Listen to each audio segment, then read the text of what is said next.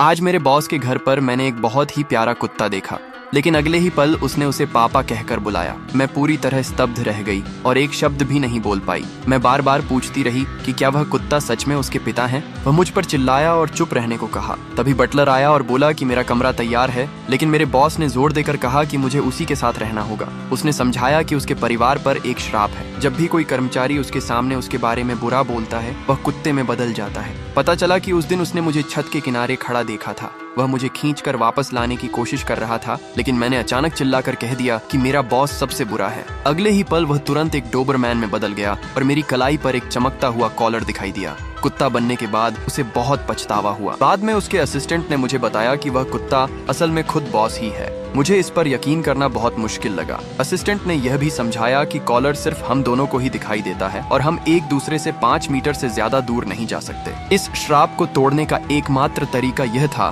कि वह मेरी नौकरी से जुड़ी शिकायतों को सुलझाए। वह मुझ पर गुस्से में भौंकने लगा और मुझे थोड़ा बुरा लगा। आखिरकार मैं खुद को शिकायत करने से रोक नहीं पाई। उसने इंटर्न्स के लिए हर महीने 10 मिलियन का परफॉर्मेंस टारगेट रखा था, जिससे मेरे लिए परमानेंट पोजीशन पाना नामुमकिन हो गया था। असिस्टेंट ने कहा कि वह अगले महीने मुझे टारगेट पूरा कराने में मदद करेगा, लेकिन अगर मैंने उससे पहले नौकरी छोड़ी तो मुझ पर कंपनी के सीक्रेट लीक करने का मुकदमा कर दिया जाएगा। कोई और रास्ता न होने पर मैंने मजबूरी में एग्रीमेंट साइन कर दिया।